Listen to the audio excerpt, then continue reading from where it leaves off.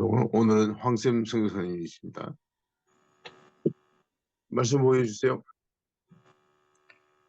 네, 안녕하세요. 설교 네, 말씀과 제목이 안 뜨는데 네, 제가 직접 하십시오. 조금 부지런한 편이긴 한데, 부지런한 새가 어, 먹이를 차지할 수 있다. 이런 말들이 있습니다. 그래서 일찍 들었더니만 오늘 설교하시는 분이 갑자기 안 오신다고 그래서 김호동 목사님이 갑자기 설교를 맡기는 바람에 설교 제목도 못 정하고 본문도 못 정했습니다. 오늘은 정말로 합리화가 됩니다.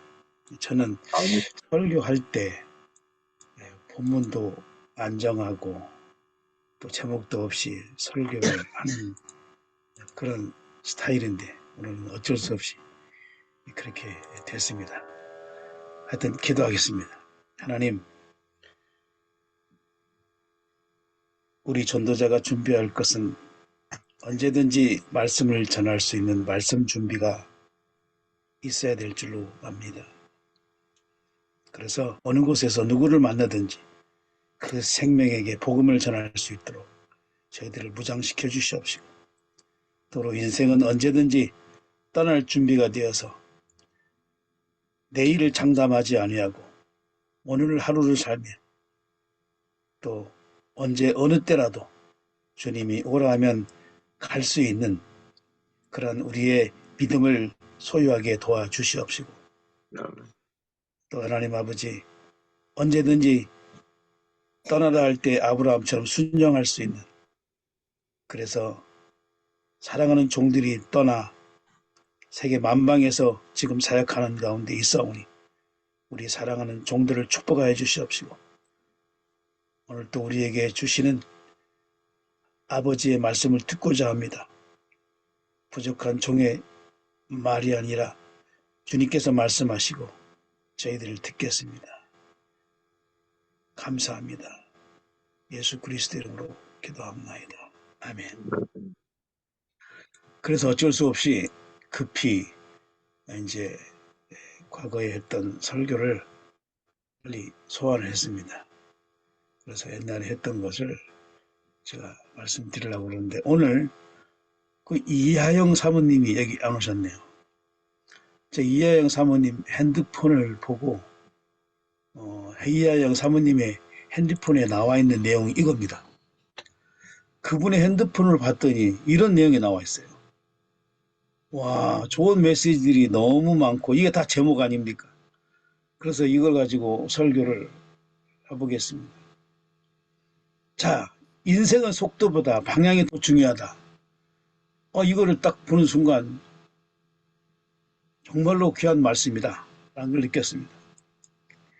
속도보다 방향이 더 중요하다는 것은 빨리 가는 것도 중요하고 많이 가는 것도 중요할 것입니다. 그러나 올바로 가는 것이 중요합니다. 저는 지난번에 우리 서울에 가서 생활하면서 뭐 오랜만에 간 것도 있지만 이제는 거기는 한국이 아니고 코리아더라고요. 옛날에 생각했던 내가 한국이 아니고 하여튼 코리아입니다. 이게 많이 바뀌었습니다. 근데 사람들의 생각도 바뀌었고 이 세대의 신세대의 그런 사상과 생각이 달라졌습니다. 우리 또 최성관 형님을 만나서 제가 우리 형님한테 많은 사랑을 받고 왔는데, 알고 보니까 나보다 나이가 어린데도 형님이라고 하라고 하는 걸 보니까 한국이 변하기는 많이 바뀐 것 같습니다. 아멘. 그래서 어쨌든 그래서 나중에 정신을 차려보니까 그렇습니다. 아무튼 그런데 우리가 만약에 기차를 타고 갔는데, 이 지하철이죠. 지하철 타고 가는데 여차하면 딱 탄 다음에 방향을 점검하지 아니하면 어느 순간에 반대로 가고 있는 경우를 몇 번 경험을 했습니다. 그래서 급하다고 빨리 가는 게 중요한 것이 아니라 올바로 가야 되지 않느냐. 우리 인생이 그렇게 올바로 살아야 되지 않겠느냐라고 하는 사실을 느꼈습니다. 그래서 이 이하영 사모님 핸드폰에서 나와 있는 내용대로 이 속도보다 방향이 중요하다. 이런 사실을 제가 뿌리 깊게 느끼면서 또 그래서 방향이 맞지 않으면 갔던 만큼 되돌아와야 된다는 사실입니다. 그래서 옛날 기차는요, 서대전이나 대전에서 이제 다시 말해서 이제 호남선이냐 부산이냐 이게 갈라집니다. 경부선이냐. 그랬을 때 거기서 잘못 이제 거기서 옮기라고 합니다. 그때 당시 옛날에는요. 그 옮기지 못하고 그냥 잠깐 조는 사이에 그냥 기차가 떠나면 또 자기 고향으로 가는가 보다 앉아있을 때에 목포나 이쪽으로 가시는 분들이 잘못 갈아타지 않으면 부산으로 도착하게 됩니다. 그런 사건이 옛날에는 많았습니다. 하여튼 방향이 맞지 않으면 갔던 대로 되돌아야 합니다. 그래서 우리가 한번 자기를 점검해 봅시다. 과연 내가 올바로 가고 있는가. 자, 그러면서 독일의 철학자 에리 프롬이 유명한 책 소유냐 존재냐 하는 것을 보고 저는 많은 감동을 받았습니다. 그 말은 또 능력이냐 존재냐 doing이냐 being이냐 다 같은 말이더라고요. 근데 우리 세상 사람들은 소유를 말합니다. 능력을 또 칭찬합니다. 현재 무엇을 하고 있느냐 그러한 위치를 봅니다. 그러나 하나님께서는 우리의 존재로 사랑하십니다. 아멘. 존재가 누구냐? 내가 무엇을 할 수 있다는 것이 아니라 내가 누구냐 하는 것이죠. 그래서 우리는 때로는 뭐 제가 많은 어떤 결과물을 만드는 거에 대해서 자랑할 때도 있고 교회를 많이 개척했다든지 많이 전도했다든지 많이 선교했다든지 그러나 하나님께서는 어떤 사람이 말하기를 내가 주님의 이름으로 능력도 행하고 귀신도 쫓아냈지 않았느냐라고 했을 때 주님께서는 난 도무지 너를 모르겠다. 그러니까 우리가 모르는 인생이 아니라 우리가 알아지는 존재, 하나님의 자녀의 존재로 사는 것이 중요하다고 생각이 됩니다. 이러므로 그들의 열매로 그들을 알리라. 나더러 주여 주여 하는 자마다 다 천국에 들어갈 것이 아니요 다만 하늘에 계신 내 아버지의 뜻대로 행하는 자라야 들어가리라. 그날에 많은 사람이 나더러 이르되 주여 주여 우리가 주의 이름으로 선지자 노릇하며 주의 이름으로 귀신을 쫓아내며 주의 이름으로 많은 권능을 행하지 아니하였나이까 하리니 그때 내가 그들에게 밝히 말하되 내가 너희를 도무지 알지 못하니 불법을 행하는 자들아 내게서 떠나가라. 여러분 이렇게 능력을 행하는 자가 되시기를 원하십니까? 아니면 그 존재가 주님께 인정되기를 원하십니까? 예수께서 예루살렘으로 가실 때 사마리아와 갈릴리 사이로 지나가시다가 한 마을에 들어가시니 나병 환자 10명이 예수를 만나 멀리 서서 소리를 높여 이르되 예수 선생님이여 우리를 불쌍히 여기소서. 보시고 이르시되 가서 제사장들에게 너희 몸을 보이라 하셨더니 그들이 가다가 깨끗함을 받은지라. 그 중에 한 사람이 자기가 나은 것을 보고 큰 소리로 하나님께 영광을 돌리며 돌아와 예수의 발 아래에 엎드려 감사하니 그는 사마리아 사람이라. 10사람이 다 깨끗함을 받지 아니하였느냐? 그 9은 어디 있느냐? 이 이방인 외에는 하나님께 영광을 돌리러 돌아온 자가 없느냐? 일어나 가라. 내 믿음이 너를 구원하였느니라. 예수께서 예루살렘 자, 그러니까 여기에서도 마찬가지입니다. 능력이냐 존재냐 할 때에 그가 문둥병자였을 때하고 아닐 때하고는 다르겠죠. 그런데 그것보다 더 중요한 것은 존재를 말하고 있습니다. 그러니까는 병이 낫는 것보다도 더 중요한 게 구원이라는 얘기죠. 자, 그리고 또 그 사모님 말씀을 보니까 이 핸드폰에 남은 자, 남는 자, 남을 자, 남길 자. 인생을 위해 살지 말고 영생을 위해서 사는 자가 되자. 이 말씀이 제가 또 평상시에 잘 하던 말인데 여기 딱 적혀 있으니까 내가 굉장히 감동을 받았어요. 그래서 이 땅에서도 축복받고 살다가 떠나서도 영생을 누리며 살자. 그러니까 우리 인생 살지 말고 영생 살자는 겁니다. 그럼 인생은 뭐냐?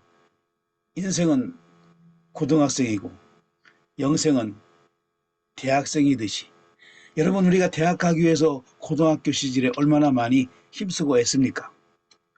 자, 우리 인생 살고 인생으로 끝나는 것이 아니라 영생이 있다는 얘기죠. 그런데 제가 요즘에 무엇을 느끼냐면, 이제 나도 이제 늙었구나, 노인이구나, 그리고 우리가 과연 살면 얼마나 살까라고 하면서 항상 기도하면서 저는 이 말씀을 항상 외우면서 그리고 또 적용하고 삽니다. 하나님이여, 내가 늙어 백발이 될 때에도 나를 버리지 마시며 내가 주의 힘을 후대에 전하고 주의 능력을 장래의 모든 사람에게 전하기까지 나를 버리지 마소서. 아멘. 저는 특별히 이 모임 가운데서 개인적인 얘기를 해서 죄송하지만 우리 최정님 선교사님을 어느 날부터인가 이상하게 내가 한번 밥 한 번 얻어먹은 일이 없는데 하여튼 이상하게 하여튼 멋있어요. 멋있고 아무튼 그래서 항상 최정님 선교사님이 편안하신지 잘 계신지 항상 아침에도 볼 때마다 보고 싶어지고 그렇습니다. 여러분도 다 그렇지만. 자, 그 다음에 임마누엘입니다. 그 임마누엘이라는 이 단어가 굉장히 중요한 단어예요. 왜? 오늘 또 하나님께서는 우리와 임마누엘 하시기 때문에 그 임마누엘이 없으면 우리는 살아갈 수가 없습니다. 하나님은 우리를 사랑하십니다. 그리고 우리는 혼자가 아닙니다. 여러분 눈에는 안 보이지만 내 안에 영으로 계시고 우리와 함께 하시고 우리와 동행하십니다. 이 임마누엘만 알면 어디에 있든지 또 무슨 일을 하든지 두려움이 없는 거죠. 그리고 또 잘 사는 것도 중요하고, 근데 잘 죽는 것이 더 중요하다고 그러면서 지옥과 천국을 영원히 말하고. 자, 그런데 요즘 교회가요, 이 천국과 지옥을 얘기를 하지 않아요. 아니, 해야 된다는 걸 알면서도 1년 동안 설교했던 것을 돌아보면 천국과 지옥에 대해서 설교할 시간이 없었다는 얘기죠. 그러나 사실은 최소한 교회에서만이라도 천국과 지옥 얘기를 해야 됩니다. 저는 이제 여기 시드니에서 여러 교회 다니면서 설교할 때 꼭 한 번씩 천국과 지옥에 대해서 얘기를 하게 되는데, 어떤 권사님이 설교를 마치고 와서 저한테 하는 말이, 목사님, 오랜만에 천국과 지옥에 대해서 설교를 들었습니다. 우리 교회는 1000명이 넘습니다. 그런데 모이면 그냥 교제하기 바쁘고 커뮤니티가 돼가지고 모여서 하나의 서클이 모임이 된 것처럼 그렇게 모여서 얘기를 하는데, 거기에 중점이 있고 또 그러니까 잘 살고 잘 먹고 행복하고 여기에 관점이 있고, 정말 천국과 지옥이란 단어를 너무너무 오랜만에 들어본 것 같아요. 여러분, 적어도 다른 데는 몰라도 교회에서는 설교할 때마다 예수님이 나와야 되고 천국과 지옥에 나와야 된다. 저는 그렇게 생각하고 설교합니다. 그래서 항상 제 설교의 포인트, 초점은 어린아이들과 할머니도 그날 설교를 듣고 이해를 하고 돌아가야 된다. 그래서 제가 주보에다가 할복 이렇게 써놨어요. 그랬더니 우리 청년이, 목사님 이거 무슨 뜻입니까? 그래서 할복자살입니까? 그러길래, 아니 그게 아니고 할머니도 알아듣고 가야 되는 복음을 전하자. 쉽게 말하자. 그래서 히브리어 헬라어 가를 가급적이면 쓰지 말자. 하여튼 어렵게 말하지 말자.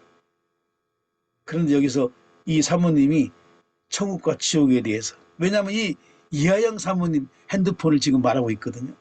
이분은 전도하시는 분이세요. 전도 열심히 합니다. 우리 인생 영원한 천국에서 안식할 거냐, 영원한 형벌을 받으며 고통받을 것이냐. 저는 우리 교우들한테 예배 드릴 때마다 마지막에 한 커트씩 보여줍니다. 매번 예배 때마다 한 1초라도 이 장면을 보여줍니다. 구원받지 못한 죄는 모두 지옥 간다. 그러나 구원받은 천국 시민은 이렇게 천국에 간다 라는 인식을 매번 주고 있습니다.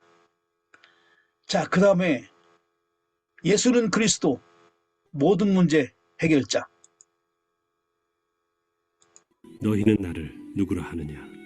시몬 베드로가 대답하여 주는 그리스도시요 살아계신 하나님의 아들이시니이다. 바요나 시모나, 내가 복이 있도다. 이를 내게 알게 한 이는 혈육이 아니요 하늘에 계신 내 아버지시니라. 여러분, 우리가 예수님께 복받는 비결이 있습니다. 뭐냐? 주는 그리스도시요 살아계신 하나님의 아들이라고 고백할 때 예수님이 복을 주신 거예요. 그래서 저는 항상 기도할 때 주는 그리스도 살아계신 하나님의 아들입니다라는 고백을 하면서도 기도를 합니다. 우리는 연초에 되면 복 받으세요, 복 많이 받으세요 얘기를 하는데 그 복이 어디서 오는지, 뭐가 복인지 그것도 모르고 무조건 복 받으세요, 복 받으세요. 복은 바로 예수가 그리스도란 사실을 깨달을 때 그게 복입니다. 그 복을 우리도 전해야 된다는 얘기입니다.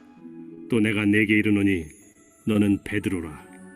내가 이 반석 위에 내 교회를 세우리니. 우리는 한국교회는 이 교회라는 단어를 오해를 하고 말았어요. 이 교회는 건물이 아니라는 사실입니다. 그런데 옛날에 우리 교회가 예배당이라고 그랬는데 지금은 간판을 교회로 바꿨어요. 이건 잘못된 겁니다.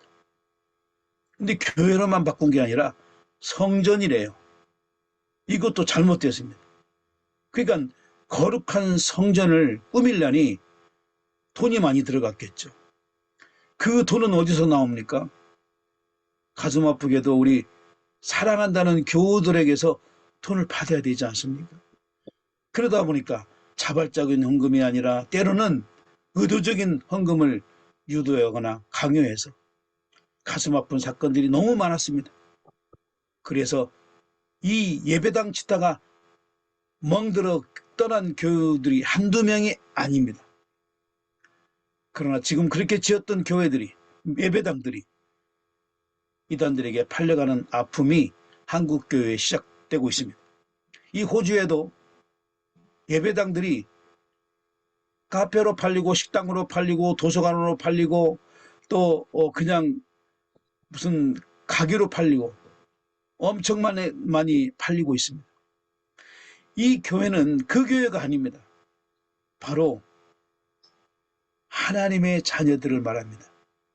제자를 말합니다. 전도하라는 겁니다.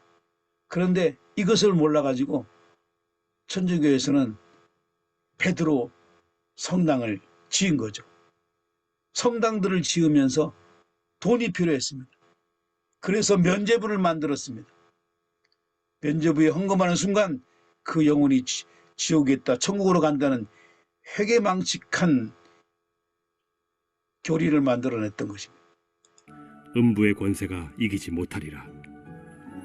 내가 천국 열쇠를 내게 주리니 내가 땅에서 무엇이든지 매면 하늘에서도 매일 것이요 내가 땅에서 무엇이든지 풀면 하늘에서도 풀리리라. 이 열쇠를 여러분들이 소유하시기를 주님의 이름으로 축복합니다. 이에 제자들에게 경고하사 자기가 그리스도인 것을 아무에게도 이르지 말라 하시니라. 이때로부터 예수 그리스도께서 자기가 예루살렘에 올라가 장로들과 대제사장들과 서기관들에게 많은 고난을 받고 죽임을 당하고 제3일에 살아나야 할 것을 제자들에게 비로소 나타내시니 베드로가 예수를 붙들고 항변하여 이르되 주여 그리 마옵소서. 이 일이 결코 주께 미치지 아니하리이다. 예수께서 돌이키시며 베드로에게 이르시되 사탄아, 내 뒤로 물러가라. 너는 나를 넘어지게 하는 자로다. 여러분, 우리는요, 금방 바요나시모나 내가 복이 있도다 칭찬받았다가 얼마 지나지 않아서 바로 베드로에게 사탄아, 너 내 뒤로 물러가라. 바로 이렇게 사탄을이라고 욕을 얻어먹습니다. 우리의 삶이 그런 것 같습니다. 예, 기도 좀 하면 좀 우리의 믿음이, 우리의 신앙이 좀 좋아지는 것 같은데 잠깐만 회의하면요, 금방 세상으로 돌아가는 게 우리의 연약함인 것 같습니다. 그래서 항상 정신 차려 깨어 기도하는 믿음의 신앙이 필요합니다. 특히나 우리는 지도자이기 때문에.